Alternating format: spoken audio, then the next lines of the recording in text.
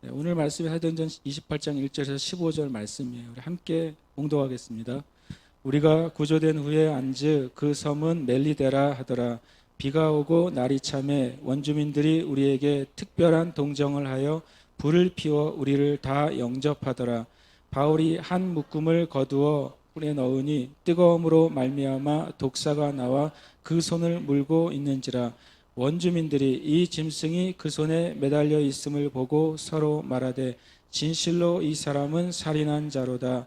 바다에서는 구조를 받지 못하 공의가 그를 살지 못하게 함이로다 하더니 바울이 그 짐승을 불에 떨어버리매 조금도 상함이 없더라. 그들은 그가 붙든지 혹은 갑자기 쓰러져 죽을 줄로 기다렸다가 오래 기다려도 그에게 아무 이상이 없음을 보고 돌이켜 생각하여 말하되 그를 신이라 하더라. 이 섬에서 가장 높은 사람 보블리오라 하는 이가 그 근처에 토지가 있는지라. 그가 우리를 영접하여 사흘이나 친절히 머물게 하더니 보블리오의 부친이 열병과 이질에 걸려 누워 있거늘 바울이 들어가서 기도하고 그에게 안수하여 낫게 하매 이러므로 섬 가운데 다른 병든 사람들이 와서 고침을 받고 후한 예로 우리를 대접하고 떠날 때 우리 쓸 것을 배에 실었더라. 석 달 후에 우리가 그 섬에서 겨울을 난 알렉산드리아 배를 타고 떠나니 그 배의 머리 장식은 디오스구로라. 수라구사에 대고 사흘을 있다가 거기서 둘러가서 레기온에 이르러 하루를 지낸 후 남풍이 일어나므로 이튿날 보디올에 이르러 거기서 형제들을 만나 그들의 청함을 받아 이레를 함께 머무니라. 그래서 우리는 이와 같이 로마로 가니라. 그곳 형제들이 우리 소식을 듣고 아비오 광장과 트레비스 타베르네까지 맞으러 오니 바울이 그들을 보고 하나님께 감사하고 담대한 마음을 얻으니라. 아멘. 제가 제목을 이렇게 적었어요. 오 멜리데 오 몰타. 멜리데라고 부르기도 하고 지금 지도상에는 몰타라고 부릅니다. 지중해 상에 이 아프리카와 그 유럽 사이에 또 이탈리아 시칠리 근처 밑에 있는 섬이죠. 몰타라는 섬인데 세상에서 작은 공화국 중에 하나예요. 몰타 공화국입니다. 이 몰타가 왜 제가 오 몰타라고 말했냐면 이 지역은 유럽에 속해 있으면서 언어는 아프리카계 언어를 쓰고 있고 많은 사람들이 또 아프리카계 사람들이 살기도 하는 곳이에요.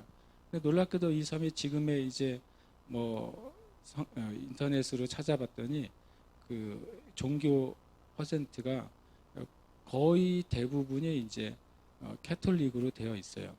이 캐톨릭에 제가 오 몰타라고 말을 했냐면 전에 하나 읽었던 어떤 책 중에 굉장히 그 어떤 전설 같은 책이 하나 있어가지고 와 이런 책이 있구나 그랬었는데 책 제목이 좀 헷갈리긴 해요.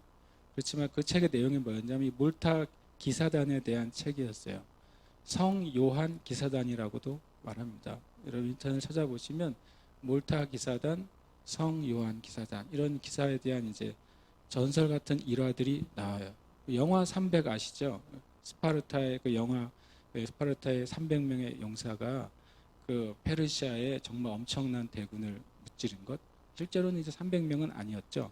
물론 그 스파르타는 300명이었지만 주변 나라들에 합쳐가지고 수천 명의 군대가 어쨌든 수십만의 페르시아 군을 어떤 기간 동안 막아냈죠. 물론 다 전사했지만 그 기간 동안 막아주는 동안에 이제 이 유럽이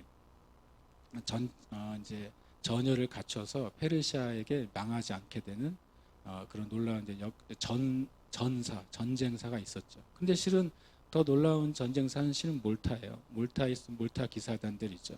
원래는 몰타 기사단이 다른 곳에 있다 몰타 쪽으로 이제 이동하게 됐는데 당시에 이제 오스만 제국이라고 무슬림 제국이죠. 11세기에 십자군 전쟁이 있을 때 오스만 제국이 거의 이제 아프리카나 중동이나 아시아를 다 석권하고 나머지 유럽 일부분만 남았었어요. 그래서 이제 육지로 한 부대가 가고 바다로 실제로 이제 무슬림 오스만 제국이 해군이 엄청 강력했다고 해요. 밑에 있는 뭐 그리스나 이탈리아나 또는 뭐 스페인 같은 강한 해군이 있었지만 실은 이 오스만 제국의 해군에 아주 맥없이 다 무너졌거든요. 근데 놀랍게도 이 몰타 기사단이라고 하는 성 요한 기사단이라고 하는 기사단은 원래 싸우기 위한 기사단이 아니라 전쟁 중에 다친 사람들을 보호하기 위한 기사단이었어요. 그 기사단이 그 섬에 주둔하고 있다가 그 엄청난 대군이 실제 역사상으로 보면 100대 1이었다 그래요. 숫자가 100대 1의 대군이 바다를 가득 메운 한도 끝도 없는 그 배들이 이제 지중해를 쫙 돌파해서 이제 이탈리아 앞바다를 지나서 스페인으로 진격하고 있는데 거기에 콩알 만한 섬이 있는 거예요, 몰타가요. 근데 거기를 지나가자니 약간 껄끄럽고 그래서 이제 여기를 다 쓸어버리고 가자. 그래서 싸움이 시작됐어요. 근데 이 역사적으로는 다르게 이해되는 것도 있지만 제가 책에서 읽은 거는 그래요. 그 책은 영적인 관점으로 봤는데요. 기사단의 이제 리더가 되는 리더의 이름도 나오고, 근데 그 100대 1의 싸움에서 못 뚫고 지나가요. 오스만 제국이 이 작은 섬 하나를 못 뚫고 패하고 돌아갑니다. 그러니까 이 전쟁사 가운데 희한한 영적인 전쟁 중에 하나였고, 실제로 100대 1의 싸움에서 그 수많은 배들이 다 난파하고, 그리고 거기를 못 뚫고 스페인을 통과하지 못해서 그 몰타섬 또 그 지중해에 있는 한두 개의 섬, 로도스 섬과 몰타섬에서 싸우는데요. 그것을 못 뚫어서 스페인과 또는 이제 그쪽 프랑스나 그쪽 영국 쪽이 이제 무슬림으로부터 보호가 되는 놀라운 일이 있어요. 전설에 의하면 그 기사단들이 전쟁을 할 때 100대 1이었으니까 게임이 안 되지 않을 거 아닙니까? 근데 그 기사단들이 엄청난 신앙심을 가진 기사단들이었고, 온전히 그 예수 그리스도에 붙잡혀서 싸웠던 기사단들이었다고 이제 기록이 되고 있어요. 그중에 기사단들이 이제 마지막 전투 때 이제 한도 끝도 없는 적들이 몰려올 때 그 이제 리더가 되는 기사가 그 성벽에 서가지고 그 예수님을 상징한 깃발로 딱 서 있어요.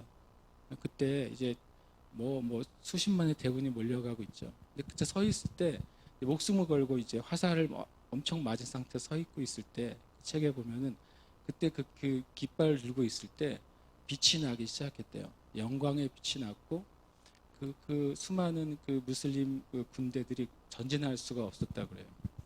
그러니까 하여튼 기적 같은 또 전설 같은 그 싸움의 격전지가 바로 몰타예요. 근데 저는 이제 처음에 사도행전 27장을 읽을 때 그냥 이제 멜리데 섬이니까 멜리데라 하더라고 쭉쭉 읽었어요. 그러다 이제 영어 성경을 쭉 보다가 1절을 읽다가 제가 오 몰타 이렇게 됐어요. 아니 내가 예전에 읽으면서 야 정말 그 기독교 전쟁사에 엄청난 이런 기적 같은 일이 있었던 장소가 바로 여기란 말인가. 물론 이거는 이제 그 몰타에 있던 해전은 11세기에 있었던 일이고 이 사도행전에 이것은 1세기에 있었던 사건이죠. 그런데 참 제가 무슨 생각을 했냐면 이 멜리다 몰타라는 곳에 하나님께서 사도 바울의 일행을 통해서 복음이 전해지게 됐다는 거예요. 그냥 참 신기하다라는 생각을 제가 갖고서 제목을 이렇게 한번 잡아봤어요. 근데 실은 이 말씀을 읽으면서 깨닫게 된 것은 이거예요. 사도 바울의 목적지는 어디입니까? 로마죠.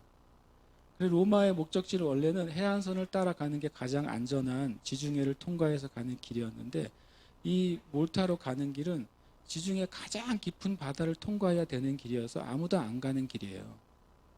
그리고 원래 이 몰타를 중간에 경유지로 할 생각은 사도 바울도 없었고 사도 바울을 처음에 태웠던 선장도 그럴 생각이 없었고 사도 바울을 호송해 가는 백부장도 전혀 이곳을 통과할 계획이 없었어요. 그런데 바다 가운데서 엄청난 폭풍을 만나게 되잖아요. 그래서 14일 동안 해도 달도 없는 상황에서 이 지중해 바다를 떠내려가고 다 죽었구나 하는 상황 가운데 하나님의 놀라운 은혜로 배도 망가지고 짐도 잃어버리고 다 잃어버렸는데 모든 사람이 한 명도 빠짐없이 목숨을 사는 기적이 일어나요. 마치 그 전보 제트기가 땅에 떨어져서 추락했는데 비행기는 전소됐는데 사람이 하나도 안 죽은 것이나 비슷한 거예요. 그런 놀라운 일이 벌어져서 내려고 보니까 거기가 몰타라는 정말 황당한 섬이 되어버린 거죠. 전혀 갈 가능성이 1%도 없는 섬에 그들이 도착하게 된 거예요. 제가 이것을 가만히 보면서 하나님은 참 놀라우신 하나님이라고 생각했어요. 왜냐하면 처음에 계획도 아니요, 또 가능성도 없는 곳에 이 바울과 일행이 들어가게 됩니다. 실은 배는 다 깨어지고 맨몸으로 그 섬에 상륙하게 돼요. 하나님께서 때로는 나의 삶에도 이런 일을 겪게 한 적이 있었구나라는 생각을 갖게 되고, 때로는 여기 계신 분들의 삶에도 마치 이런 종류의 그 인생의 과정을 겪은 사람들도 있겠구나. 그리고 때로는 우리가 믿음의 삶을 살 때 이런 일이 일어날 수도 있겠구나. 그러면 주님이 이런 일을 허락하시거나 이런 일을 통해 하시길 원하신 일이 뭘까? 그 생각을 갖게 됐어요. 부르심의 성취 중에 만나는 사람들이 있어요. 사도 바울의 부르심은 로마까지 가서 로마 황제 앞에서 복음을 전하는 거예요. 당시 세상의 심장은 로마잖아요. 모든 길이 로마로 통하는 곳이었어요.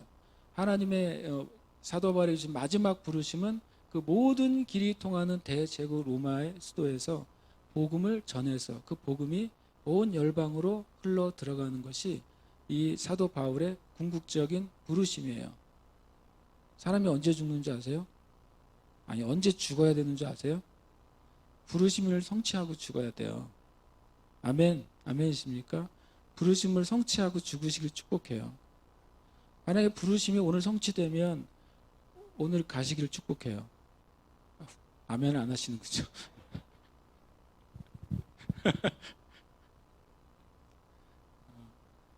주님은 나의 최고봉 쓴 목사님 있잖아요. 이름이 뭐죠? 네? 네, 오스왈드 챔버스 목사님. 그분이 43살에 돌아가셨어요. 종군 목사로 갔다가 1차 대전 때 이집트에 주둔하는 군대에서 사역을 하다가 우리 식으로 하면 복막염이 터졌죠. 그래서 이제 군대 병원에서 온전히 치료가 안 돼가지고 복막염으로 참 실은 어떻게 보면 정말 아까운 나이에 43살에 주님 나라에 갔어요. 그분이 쓴 책 주님은 나의 최고봉, 그 책을 읽을수록 무슨 생각이 드냐면, 야, 이거는 43살의 나이가 쓴 책이 아니라 430년을 산 사람이 쓴 책이다, 이런 생각이 드는 거죠. 마치 에녹처럼, 에녹이 365년 동안 하나님과 동행했잖아요. 정말 하나님과 깊이 동행하고 나서 한 줄 한 줄 쓰여진 글이구나라고 느껴져요. 혹시 안 읽어보신 분이 있으면 당장 내일 달려가서 기독교 서점에서 주님은 나의 최고봉 꼭 사서 하루에 한 페이지밖에 안 돼요. 믿음의 양식도 하루에 한 페이지밖에 안 돼요. 근데 안 읽어요. 근데 저는 이제 몇 가지를 하루에 이제 보는데, 하나는 이제 그 날짜에 따라서 잠언을 읽어요. 오늘이 1일이면 그냥 뭐 앞뒤 볼 거 없이 1장. 그래서 중간에 많이 못 읽은 날이 있을 수 있잖아요. 중간에 빼먹어도 잠언은 그냥 오늘이 10일이다 그러면 10장. 무조건 계속 돌아가거든요. 그 다음에 이제 믿음의 양식을 보죠. 그 다음에 또 이분의 책을 보게 돼요. 주님은 나의 최고봉. 예전에는 이제 토마스 아킨피스의 그리스도를 본받아서를 많이 읽었었어요. 근데 그리스도를 본받아서에 필적할 만한 게 제가 보기에는 주님은 나의 최고봉인 것 같아요. 왜냐하면 내 영혼을 계속 이렇게 자극을 줘요. 내가 하나님을 쫓아가는데, 주님을 사랑하는데. 근데 저는 이제 그분을 보면서, 야, 43살인데 주님이 그렇게 불러가신 이유는 부르심을 다 성취했구나라고 느꼈어요. 그러니까 언제 죽어야 되냐면요, 하나님이 우리를, 각자를, 여러분을 창조하실 때 주신 인생의 참 목적을 이루면 돼요. 그리고 죽으면 돼요. 그렇게 되시길 축복해요. 그래서 이렇게 말해야 돼요. 나는 부르심을 성취하기 전엔 죽어도 못 죽어, 이렇게 말해야 돼요. 그럼 누가 그러더라고요. 부르심을 약간 미루면 오래 사나요? 계속 미루면은 오래 사나요? 그래서 내가 그러다 빨리 죽어요, 제가 그랬어요. 왜냐하면 그 부르심을 계속 거절하면 부르심이 다른 사람에게 가요. 성경에 말씀하고 있잖아요. 네가 회개하지 아니하면 계시록에서 이 촛대를 내가 옮기리라 그러셨어요. 왜냐하면 하나님이 여러분에게 주신 부르심은 여러분을 위한 게 아니에요. 많은 사람들이 진짜 착각하는 것이 그거예요. 이 부르심이 나를 위한 거라고 생각해요. 천만의 말씀이에요. 그 부르심은 다른 사람을 위한 거예요. 그리스도인은 근본적으로 다른 사람 위해 살도록 부름받은 거예요. 사도 바울이 로마로 부르심을 위해서 가고 있어요. 자기를 위해서 가고 있어요. 죄수가 돼가지고 죽도록 고생하면서 그게 무슨 자기를 위한 부르심이에요. 로마에서 복음을 들어야 될 누군가 때문에 주님이 그 부르심을 주신 거예요. 로마에서 복음을 들어야 될 어떤 귀족들 때문에, 어떤 믿는 자들 때문에 부르심을 듣고 열방으로 복음을 가져가야 되는 그 사람들 때문에 사도 바울 주님이 그쪽으로 부르신 거예요. 다시 한번 혹시 착각하지 않도록 다시 말씀드리는데, 여러분의 부르심은 여러분을 위한 게 아니다. 그래서 주님 앞에 내 부르심이 뭔지를 알아야 돼요. 저와 여러분이 부르심 앞에 바로 섰을 때 구원받을 그 사람이, 내가 주님의 부름 앞에 바로 서지 못했을 때 그 사람의 구원이 늦어진다면, 내가 부르심 앞에 바로 섰을 때 나로 말미암아 하나님의 축복과 약속을 받아야 될 그 사람이, 내가 주님의 부르심 앞에 바로 서지 못한 것 때문에 그 사람의 약속이 성취되고 축복받는 것이 미뤄진다면 그게 더 심각한 문제예요. 그럼 나는 언제 은혜를 받아요? 누군가의 부르심 안에 여러분이 속해 있어요. 또 심지어는 누군가의 부르심이 성취됐기 때문에 저와 여러분이 이 자리에 있는 거예요. 우리는 그렇게 서로 깊이 연결이 되어 있어요. 사도 바울의 부르심은 로마였지만 중간에 계속 다른 사람들을 만나요. 그 사도 바울의 부르심과 전혀 관계없어 보이는 불신자들도 만나고 원수들도 만나고 대적자들도 만납니다. 그때마다 하나님은 하나님의 일을 행하시는 거예요. 나의 부르심과 열방의 구원의 관계예요. 예를 들어서 주님이 저한테 너는 죽을 때까지 제주도에 살아라. 그러면 내가 주님, 저는 처음에 부르셨을 때 열방으로 나가라고 부르셨는데요 라고 제가 말하면 그거는 내일이야 그러실 거예요. 아마. 저도 처음에 주님 앞에 부르심을 받았을 때 열방을 내게 구하라는 시편 2편 말씀으로 제가 주님의 부름을 받았어요. 제 마음에는 늘 나는 열방이 all nations잖아요. 다른 나라들 말하거든요. 다른 나라들에 가서 무엇인가 주님을 섬기는 일을 해야지 라고 하는 것이 저의 마음 안에 있는 부르심이에요. 주님의 제주도에서 만약에 제가 70이 이제 목사님들은 은퇴잖아요. 은퇴 때까지 뭐 살건 그 뒤까지 살건 계속 제주도에 있으라고 하면 난 주님께, 주님 나는 열방을 위해 부르셔놓고 왜 제주도에 평생 있게 하세요? 라고 말하면 주님은 놀라운 말씀을 하실 거예요. 왜냐하면 네가 너의 부르심 앞에 있을 때 나는 처음 너에게 준 열방을 향한 그 구원을 성취하고 있다고 말씀하실 거예요. 그래서 우리는 우리의 부르심 안에 철저하게 순종할 때 나의 부르심 때문에 열방을 향한 하나님의 구원의 계획이 계속 확장이 되는 거예요. 예를 들어서 전도자 빌립이 있어요. 처음에는 빌립을 7 집사 중에 한 명으로 소개하고 있어요. 그렇죠? 7 집사 중에 한 명으로 세워졌는데 빌립의 사역은 사도의 사역을 해요. 온 천지를 돌아다니면서 성령님의 음성을 들으면서 여기저기를 정말 돌아다니면서 계속 복음을 전하고 권능을 나타내고 합니다. 나중에 가이사랴에 정착을 합니다. 빌립이 결혼을 하고 4딸을 낳아요. 4딸이 다 예언자라고 성경에 말씀하고 있어요. 나중에 빌립은 거기서 계속 살게 돼요. 아니 7 집사로 예루살렘에서 부름받았고 온 천지를 다니면서 복음을 전했고 권능을 나타냈던 빌립이 왜 한 곳에서 게스트하우스 하고 있었어요. 게스트하우스. 도대체 그것이 빌립의 삶 가운데 열방의 부르심과 무슨 관계가 있을까? 성경을 가만히 보시면 이 전도여행을 떠나거나 다시 예루살렘으로 돌아오는 대부분의 전도자들이 바로 빌립이 세운 게스트하우스에서 회복되고 예언을 통해서 힘을 얻고 그리고 하나님 뜻을 알고 떠나는 놀라운 주님의 게이트가 되는 거예요. 그것이 바로 열방을 향한 부르심이 또 빌립의 전도자 빌립이라는 그 사람과 그 가정을 통해서 성취되는 거죠. 중요한 것은 저나 여러분이나 하나님 앞에 내 인생의 정말 최고의 삶이 뭘까? 나를 창조하신 분이 하나님 아버지라면 하나님 아버지가 목적 없이 이 세상에 창조한 사람은 아무도 없다고 성경은 말씀하시는데 정말 내 삶 가운데 하나님이 나를 통해 이루실 선한 일이 뭘까? 그거를 발견하시길 축복해요. 모세는 85년 걸렸어요. 그만큼까지는 걸리지 않으시길 축복해요. 실제로 성경에 많은 하나님의 사람들이 많은 시간이 걸려서 그것을 발견해요. 우리의 마음에는 한 8살 때 발견하면 좋겠다. 초등학교 들어가기 전에 발견하면 이제 인생의 목적이 정해졌으니까 엄청 좋지 않을까요? 제가 생각했어요. 굉장히 힘든 인생을 살겠다. 그런 사람은 알아가는 거죠. 하나님을 먼저 알아가는 것. 하나님이 얼마나 나를 사랑하신지를 먼저 배워가는 것.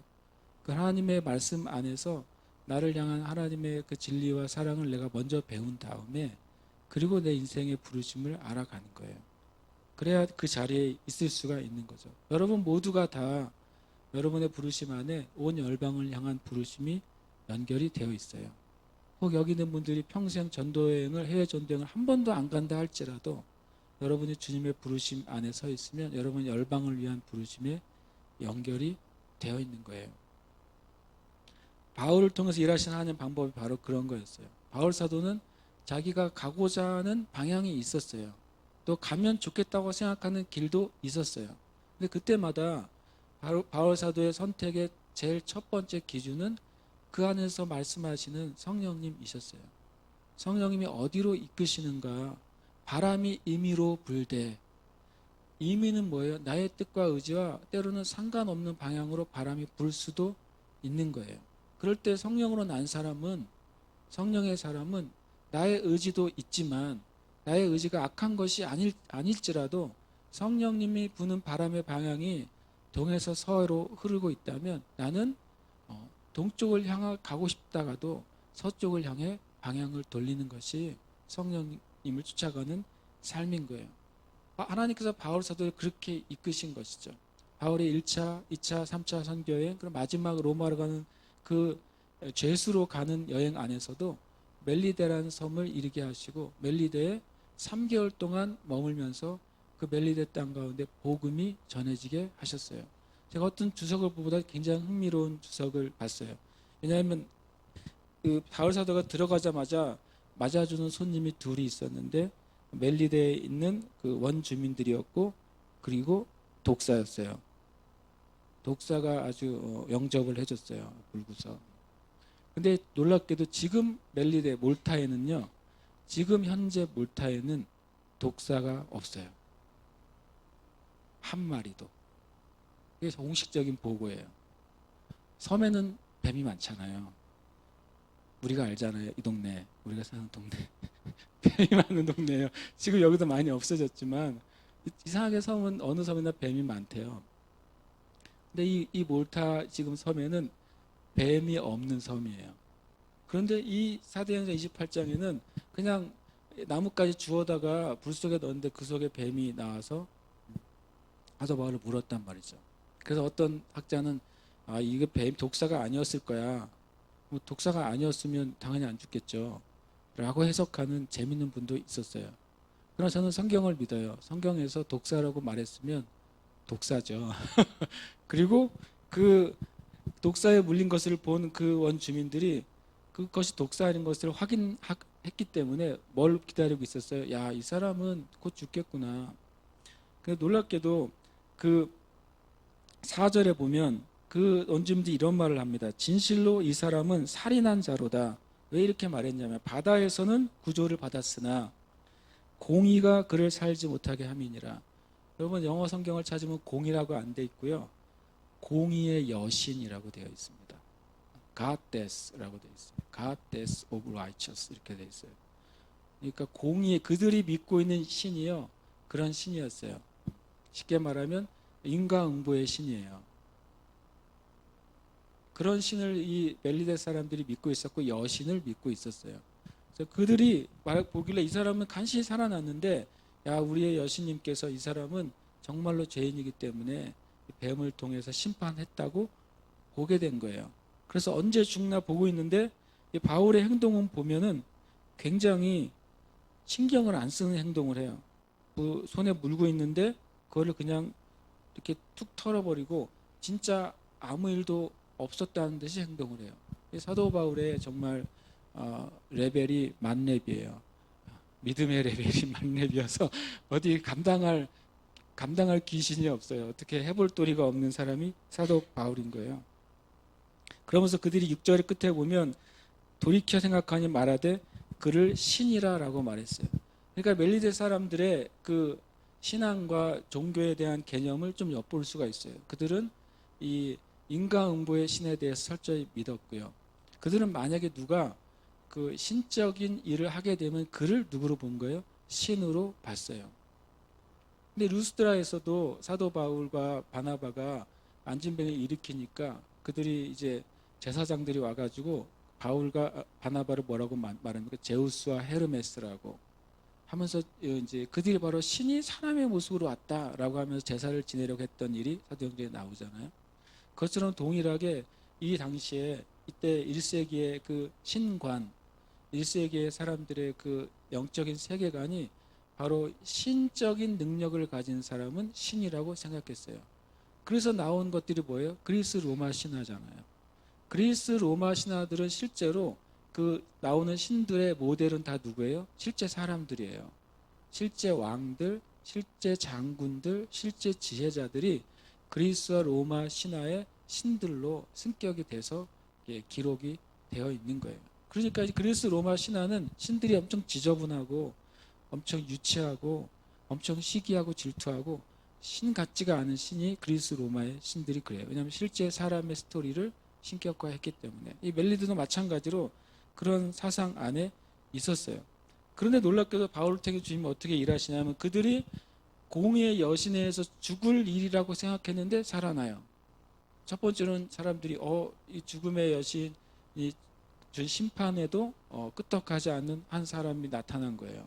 그다음에 두 번째로 7절, 8절에 보면 그 섬의 가장 높은 사람 보블리오의 부친이 열병과 이질에 걸려요. 이질은 뭐냐면 말라리아예요. 말라리아. 당시 열병과 이질은 말라리아가 뭡니까? 고열이 나고 설사하고 그러다가 많은 이제 치사율이 높은 병이란 말이죠. 실제 현대 말라리아도 한번 걸리면 아시는 것처럼 평생 동안 그 말라리아 균을 보균한 채로 살아야 돼요. 완전 치료가 현대에도 없어요.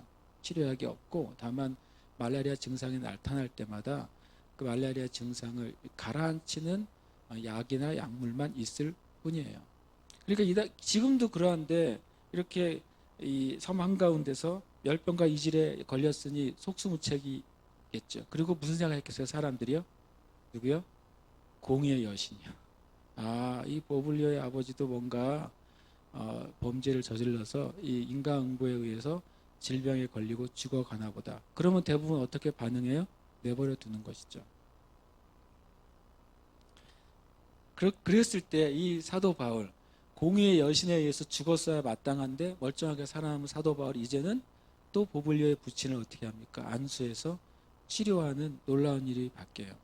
이 두 가지 사건 때문에 그리고 그 다음에 사람들이 그 치료를 받으러 바울 일행에게 오고 그들이 치유를 받아요.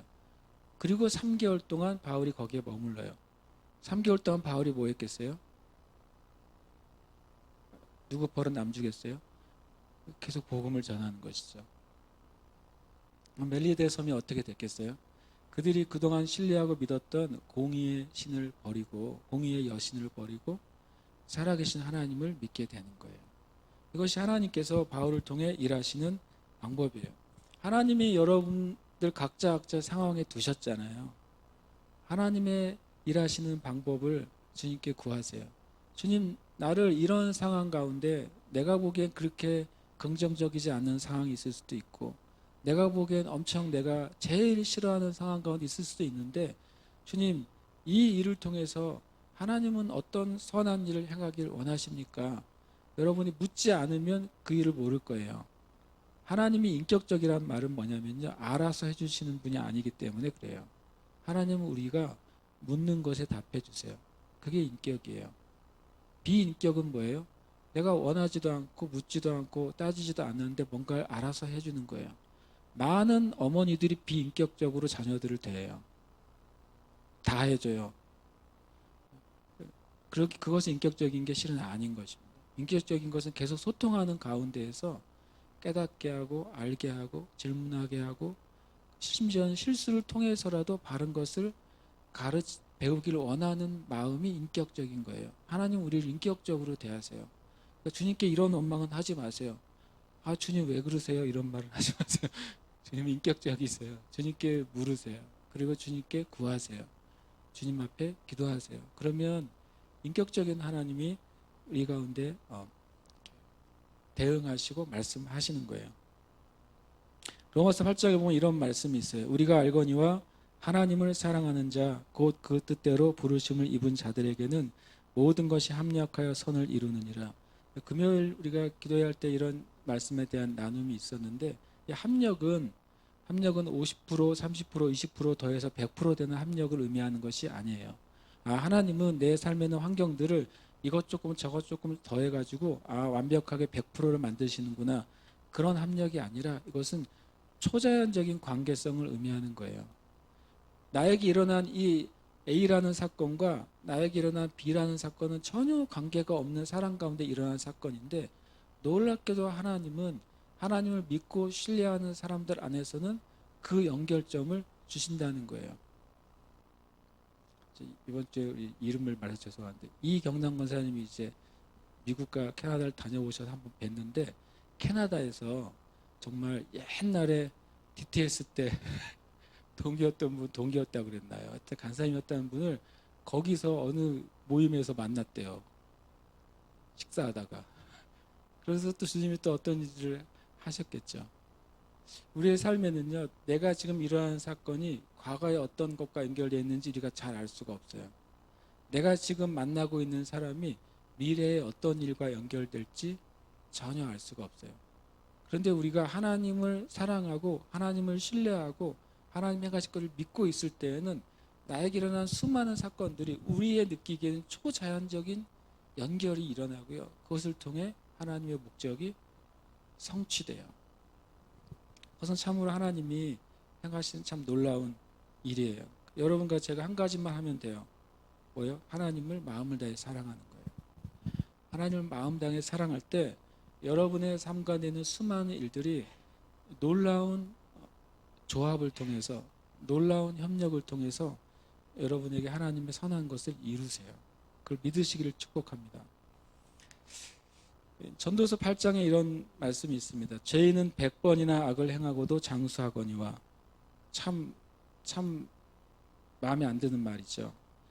또한 내가 아노니 그것이 사실인데 또 내가 아는 것은 하나님을 경외하여 그를 경외하는 자들은 잘 될 것이요. 이 말이 되게 애매해요. 장수는 딱 감이 오잖아요. 장수. 오래 사는 거죠. 잘 될 거야. 이 잘 될 거라는 말이 어떤 게 정말 잘 될 건지는 가봐야 하는 거예요. 그런데 13절에 이렇게 말씀합니다. 악인은 잘 되지 못하여 장수하지 못하고 그날이 그림자와 같으리니 이는 하나님을 경외하지 아니함이라. 겉으로 보이는 인생, 겉으로 보이는 어떤 성취, 겉으로 보이는 부나 겉으로 보이는 명예가 실제로 그 사람의 인생의 모든 것이 아니라는 거예요. 때때로는 예수 믿는 사람들이 겉으로 보이는 어떤 믿음의 싸움과 인내나 때로는 고난이라 할지라도 그것이 액면 그대로 고난과 어둠으로 끝나지 않는다는 거예요. 누군가가 하나님을 진심으로 경외하고 하나님을 진심으로 신뢰하고 사랑할 때 그 사랑 가운데 일어나는 모든 환경 가운데 하나님이 선한 일을 행하십니다. 아멘. 제가 군대를 엄청 늦게 갔어요. 24살에 갔어요. 제 친구들은 제대한 다음에 제가 갔어요. 제 친구들 다 제대하고 갔어요. 이유는 하나였어요. 제가 섬기는 한 모임을 내가 군대에 먼저 가면 그 모임이 사라질 것 같다고 생각이 들었고, 내가 그 모임을 다른 사람들이 군대 갔다 올 때까지 내가 그 자리를 지켜야 되겠다. 그런 마음이 들어서 제가 이제 군대를 늦게 갔어요. 그래서 제가 4학년 때 군대 갔을 때 이제 기독교 동아리였는데 그 이제 후배들이 군대를 갔다 와서 제가 갔어요. 가면서 사람들이 엄청 고생할 거라고 진짜 이제 왜냐면 그때 제가 기억에는 20살, 21살에 대부분 군대를 갔던 시절이었던 것 같아요. 24살에 가니까 좀 이제 고참들이 나보다 나이가 어릴 가능성이 100%잖아요. 고생을 많이 할 거라고 하는데 내가 뭐 주님의 은혜를 베푸시겠지. 그래서 군대에 갔죠. 소대장이 나는 나이가 같더라고요. 그래가지고 좀 힘들었죠. 근데 정말 놀라운 것은 이제 매일 저희 집에 밥 먹으러 오고 잠자러 왔던 제 동생 친구가 있었어요. 그 친구가 그 중대에서 서열 3위인 거예요. 그 친구가 나를 얼마나 국리를 여겼는지 자기 친구 형이잖아요. 자기 친구 형인데 엄청 약하게 생기고 엄청 불쌍하게 생기고 저 형을 보아하니 술을 마시는 것도 아니요. 또 교회 다닌다 그러면 또 많이 또 이렇게 구사리를 당할 것 같은데 그 친구가 정말 보이지 않는 손이 돼가지고 저를 도와줬는데 이런 거예요. 보통 군대에서는 이제 밤에 이제 마지막에 이제 점검을 할 때 그때 주로 이제 얼차려를 받거든요. 불 끄고 다 불이 끄고 이제 다 조용해진 다음에 이제 빠따를 맞거나 열차려를 받거나 욕을 먹거나 그러거든요. 근데 제가 언제 근무를 나갈게요? 그 시간에요. 그 어떤 이슈가 있어서 그날은 완전히 곡소리 나겠다 싶은 날은 제가 이상하게 그날이 근무인 거예요. 나는 왜 근무지? 그러고 근무를 나갔어요. 근무 갔다 오면 동기들이 야 너는 좋겠다 우리 죽을 뻔했어 이렇게 나오죠. 그럼 나는 아무 잘못이 없잖아요. 근데 그 친구가 보이지 않는 손으로요 선임하세에게 말해서 제가 꼭 그 시간에 근무를 나가게 만들어줬어요. 세상의 일 되게 재밌다는 생각이 들어요. 그렇다고 뭐 내가 편하게 군생활 한 건 아니지만 안 편했어요. 그런데 즐거웠어요. 그런데 주님이 우리의 삶 가운데 내가 하나님을 향한 그 경외함과 신뢰와 사랑을 놓치지 않을 때는요. 하나님은 정말 그 하나님을 신뢰하는 사람들의 삶에 책임을 지세요. 우리가 그것을 믿을 때 그 하나님이 행하시는 것을 만나게 돼요. 다시 말씀드려 하나님은 인격적이세요. 인격적인 하나님을 여러분이 인격적으로 대하시길 축복해요. 그 아브라함의 복의 상속자 바울이라고 제가 이제 적어놨어요. Are you in line? 한국말로 하면 뭐예요? 줄을 서고 있는 건가요?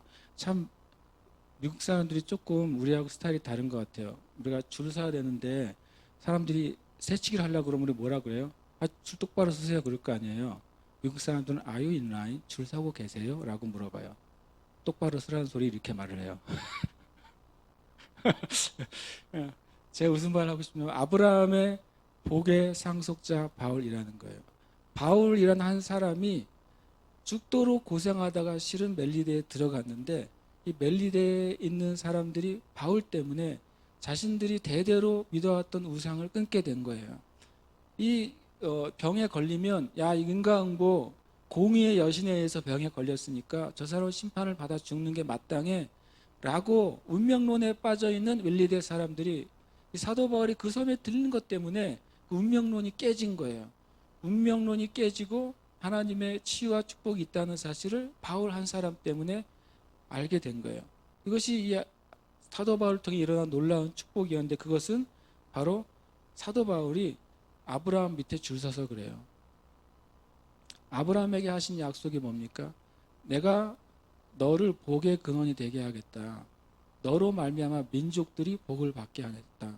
너를 축복하는 자를 내가 축복하고 너를 저주하는 자를 내가 저주하겠다. 이 바다에서 간신히 살아온 사람들, 멜리데서 사람들이 어떻게 했습니까? 축복했어요. 불을 피우고 음식을 대접하고 영접했습니다. 이 작은 축복과 영접이 놀랍게도 사도 바울 한 사람을 통해 그 섬 전체가 하나님을 만나게 된 놀라운 축복을 얻게 돼요. 그러면 저와 여러분이 참된 그리스도인이 되기 시작하면 하나님은 무슨 일을 하고 싶어 하시겠어요? 이 아브라함에게 속한 복이 여러분을 통해서도 여러분의 가정과 여러분의 직장과 여러분이 속해 있는 모든 관계 가운데 흘러가기를 엄청 간절히 원하시는 거예요. 갈라디아서 3장 이렇게 말합니다. 그러므로 믿음으로 말미암은 자는 믿음이 있는 아브라함과 함께 복을 받느니라. 이게 아요인 라인이에요. 아브라함 뒤에 줄 서는 거예요. 그것이 뭐냐면 아브라함이 하나님을 믿어서 하나님께 의로운 자라는 그 의인이 됐어요. 그러면 똑같이 우리도 아브라함하고 똑같이 하나님의 말씀을 믿음으로 우리가 하나님께 의로운 자라 칭함을 받게 돼요. 아브라함이 하나님을 믿어서 하나님께 인정을 받고 하나님의 축복과 언약이 아브라함의 삶에 성취된 것처럼 누군가가 아브라함과 같이 하나님의 약속의 말씀을 믿고 동일한 믿음에 서 있을 때 하나님이 아브라함에게 주신 그 약속, 아브라함에게 주신 그 언약, 아브라함에게 주신 그 축복을 그 사람에게도 줄 거라고 갈라디아서 3장 9절에서 말씀하고 있는 거예요. 아브라함과 우리의 사이가 2000년이 벌어져 있다 할지라도 4000년이 벌어져 있다 할지라도 혹은 수만 년이 벌어져 있다 할지라도 하나님은 어제나 오늘이나 영원토록 동일하시다고 말씀하고 있잖아요. 그래서 하나님의 약속이 동일하게 적용이 되는 거예요. 저와 여러분이 정말 아브라함의 믿음에 줄 서시기를 축복해요. 그렇게 될 때 그것을 우리가 우리의 삶 가운데 얻게 될 것입니다.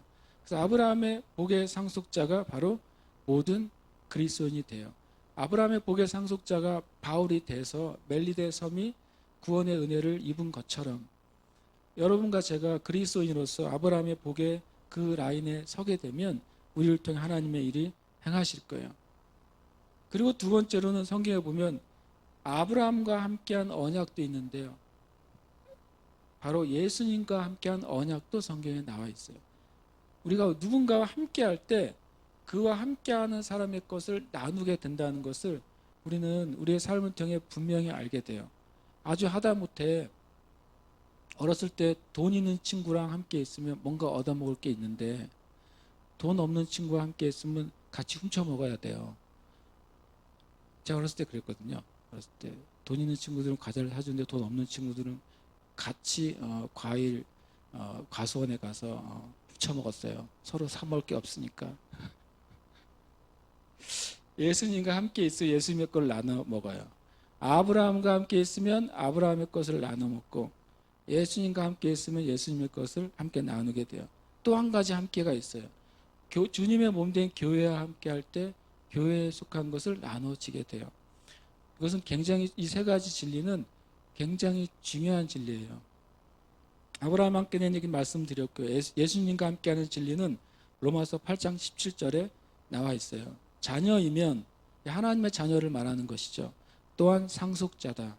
예수님을 믿는 것을 성경은 뭐라고 말하냐면 요한복음 1장 12절에 영접하는 자, 영접하는 것을 예수님 믿는 거라고 말해요. 영접하는 자, 곧 그의 이름을 믿는 자들에게는 하나님의 자녀가 되는 권세를 주셨나니라고 말해요. 그러니까 자녀이면 동일하게 어떤 권세가 주어지냐면 상속자의 권리도 주어진다고 말하고 있는 거죠. 자녀이면 또한 상속자, 곧 하나님의 상속자요. 그리스도와 함께한 상속자다. 우리가 그와 함께 영광을 받기 위하여 고난도 함께 받아야 할 것이니라. 여러분, 우리가 예수님에 대한 믿음을 더 깊이 가지면 가질수록 예수님께 속해 있는 하나님의 것을 더 많이 나눠 갖게 돼요. 내가 예수님에 대한 믿음을 10개 가지면 가질수록 하나님께서 예수님을 통해 주시고자 하는 것들을 우리가 받지 못하게 돼요. 여러분, 믿음은 내 안에 어떤 있는 나의 신념이 아니라요. 믿음은 실은 무엇과 연결이 되는 거예요. 여러분이 어떤 친구를 믿게 되면 그 친구와 연결이 되는 거예요. 여러분이 어떤 사람을 신뢰하게 되면 그 사람과 연결이 돼요. 근데 만약에 내가 믿었던 그 사람이 바르지 않고 잘못된 사람이라면 무엇을 우리가 받겠어요? 많은 어려움을 받는 거예요. 그러나 내가 믿고 신뢰했던 그 대상이 정말로 믿을 만한 대상, 정말로 신뢰할 만한 대상이라면 그에게 있는 좋은 것들을 우리가 얻게 돼요. 그렇다면 정말 우리에게 구원자가 되시고 우리의 인생의 주인이 되신 예수님과 함께하는 일 여러분과 저의 삶에 계속 지속적으로 있을 때 그래서 예수님께 속한 모든 것이 우리에게 흘러 들어오게 돼요. 예수님께 속한 것이 무엇입니까? 예수님께서 승천하실 때 마태복음 28장에서 뭐라고 말씀하셨냐면 하늘과 땅의 권세를 내게 주셨으니 이렇게 말씀하셨어요. 예수님께 속한 것은 바로 온 하늘과 땅에 속한 권세예요. 그러니까 예수 그리스도를 믿을 때 예수님을 더 깊이 사랑하게 될 때 예수님과 함께 하게 되고 그 예수님께 속한 것들이 여러분의 삶에 흘러 들어오게 돼요. 다시 말씀드리면 믿음은 나의 어떤 신념이 아니에요. 믿음의 대상과 연결이 되는 거예요. 세 번째는 교회와 함께해요. 제가 믿기로는 많은 그리스도인들이, 예수 믿는 사람들이 교회와 함께에 속한 하나님의 약속이 뭔지를 몰라요. 저는 그것을 진심으로 아는 사람은 그리스도인 100명 중에 10명을 찾아볼 수가 없어요. 실제로 그렇습니다. 그냥 제 말은 목사니까 교회 생활을 잘해라 라고 하는 의미가 아니에요. 제가 교회에서 나고 자랐잖아요. 저도 이 교회와 함께하는 것이 하나님의 언약이라는 사실을 알게 된 것은 제주도에 와서도 수년이 지난 다음에 깨닫게 된 거예요. 에베소 2장 21절 22절 이런 말씀이 있어요. 그의 안에서 건물마다 서로 연결하여 주 안에서 성전이 되어가고, 그 전에 말한 이 그는 예수님을 말하고, 그 그는 뭐로 표현하고 있냐면 모퉁이 돌로 표현하고 있어요. 모퉁이 돌이신 예수님 안에서, 이 말은 뭐냐면 하나님의 백성들에 대해서 하나님이 집을 지으시겠다라고 표현하는 것이고, 그것은 교회를 의미해요.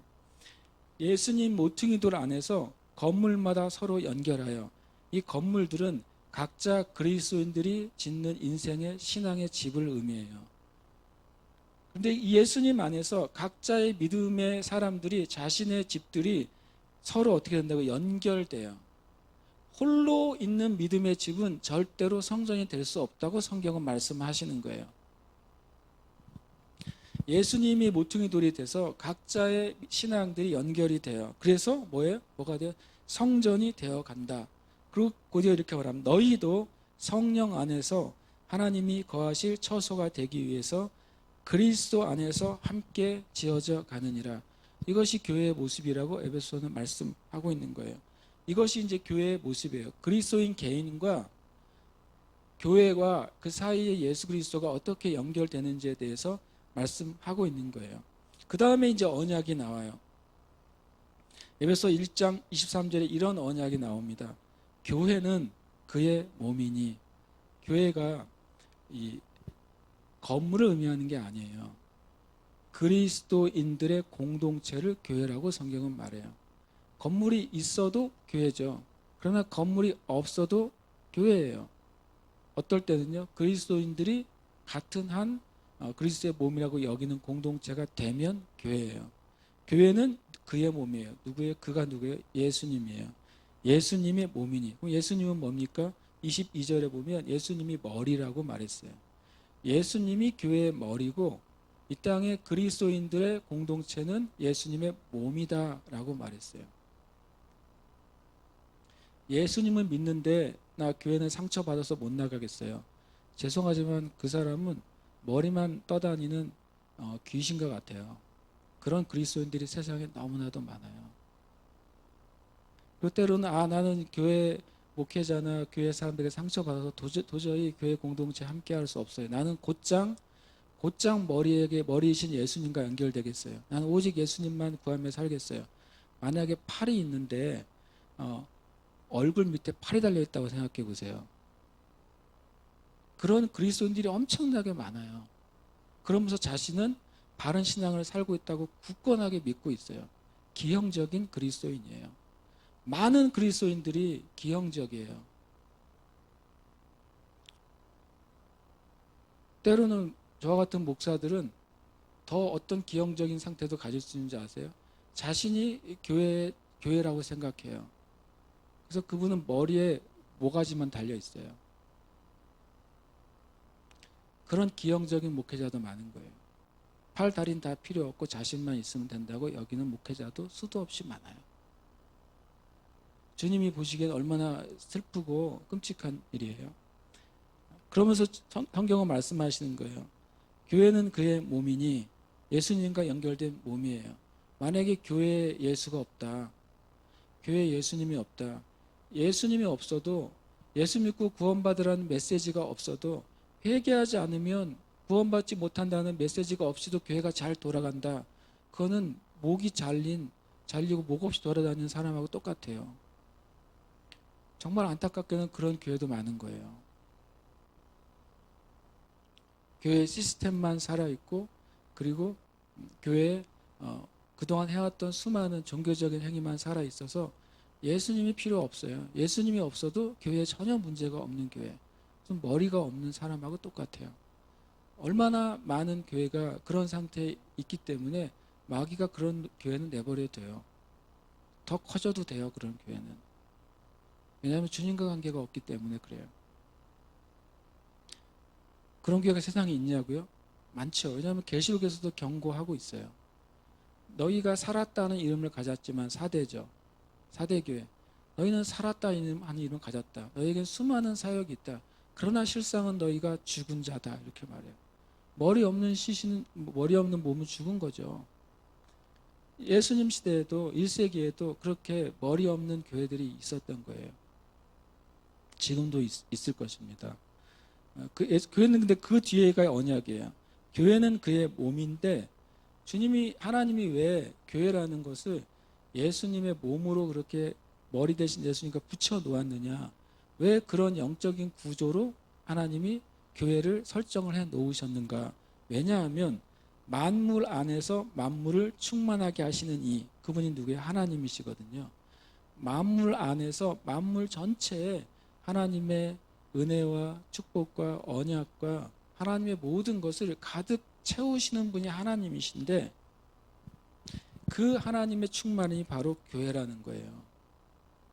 하나님께서 머리이신 예수님과 바로 연결된 그 몸, 오직 예수님께만 연결되어 있는 거룩한 그 몸된 교회에 예수님을 통해서 하나님 아버지의 모든 충만한 것을 채우기로 하나님이 디자인을 하셨다는 거예요.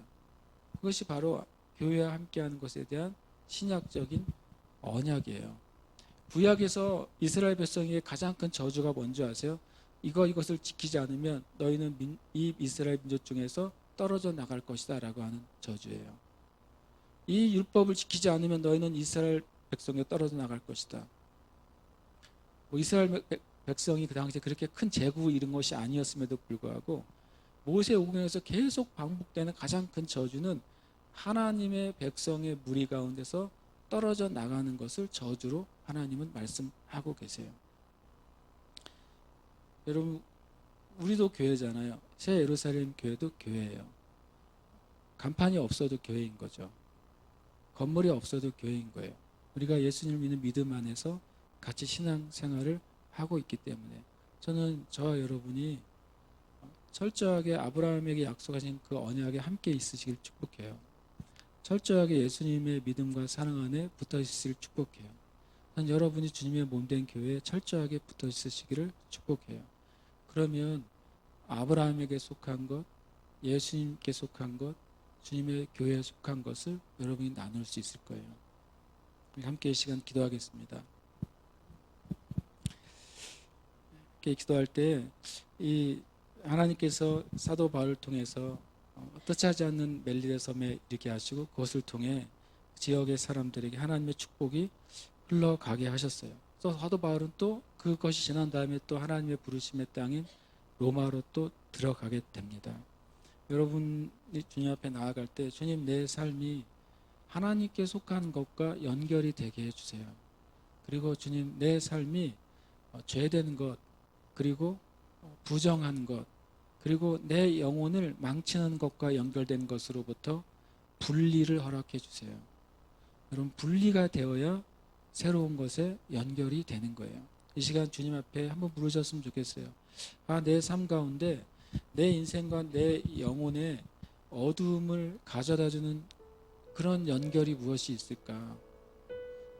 그렇다고 여러분이 관계하는 어떤 사람들과 결별하고 의절하고 그렇게 하라는 의미가 아니에요. 그 관계들을 새롭게 설정해야 된다는 거예요. 물론 실질적인 죄와 연결되어 있다면 여러분과 저의 삶 가운데 실제적으로 내 인생을 망치는 어떤 것과 연결되어 있다면 우리는 주님께 구해야 돼요. 왜냐하면 그 연결의 시작은 내가 원해서 했을지는 모르지만 그러나 그 연결은 내가 원한다고 한 번에 잘 끊어지지가 않는 것들이 너무나도 많아요. 왜냐하면 내가 원해서 연결된 그것이 어둠의 세력, 어둠의 권세가 나를 붙잡게 됐기 때문에 그래요. 성경은 주님께 구하라고 말씀하십니다. 그리고 우리 안에서 계신 성령께서 우리가 믿음으로 내 삶 가운데 내 인생과 내 영혼과 나의 삶에 대해서 하나님의 것들을 제한하는 그 연결들은 끊어질 힘을 달라고 구할 때 하나님은 그것을 행하실 것입니다. 아멘. 지금 주님 앞에 주님과 연결되며 아브라함에게 속한 언약과 연결되며 주님의 몸된 교회에 연결되는 은혜를 허락해 주시옵소서. 내 삶 가운데 어둠의 모든 통로들은 끊어지게 하여 주시옵소서. 제가 합심해서 기도하겠습니다. 살아계신 주님, 주님께 감사와 찬양 올려드립니다. 하나님, 사도 바울